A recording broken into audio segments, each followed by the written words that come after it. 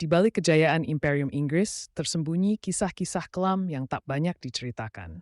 Kisah ketika bukan hanya tanah dan rakyat dijajah, tapi juga rumah-rumah Tuhan yang dijarah tanpa belas kasihan. Inilah kisah tentang emas, spiritualitas, dan kerakusan penjajahan. Abad ke-17. Inggris tiba di India bukan sebagai penjajah, tapi sebagai pedagang. East India Company mulai menjalin hubungan dagang dengan kerajaan-kerajaan India. Namun dari perdagangan muncul pengaruh, dan dari pengaruh muncullah ambisi kekuasaan. Mereka mulai mencampuri urusan kerajaan, membentuk pasukan, menjatuhkan raja.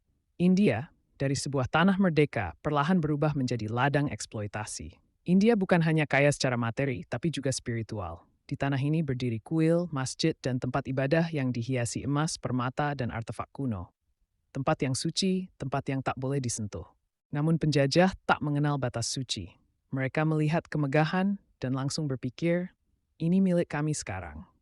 Tahun 1849, pasukan Inggris menaklukkan kerajaan Sikh di Punjab. Sang Maharaja Muda, Duleep Singh, dipaksa menyerahkan kekuasaan dan kekayaan, termasuk permata legendaris, Koh-i-Noor, yang kini terpasang di mahkota Inggris. Bukan hanya itu, dikatakan emas dari kuil juga disita, termasuk dari Golden Temple, pusat spiritual umat Sikh. Tidak hanya kuil, beberapa masjid megah di Delhi dan Lucknow juga menjadi sasaran. Banyak masjid disita, dijadikan barak atau gudang militer.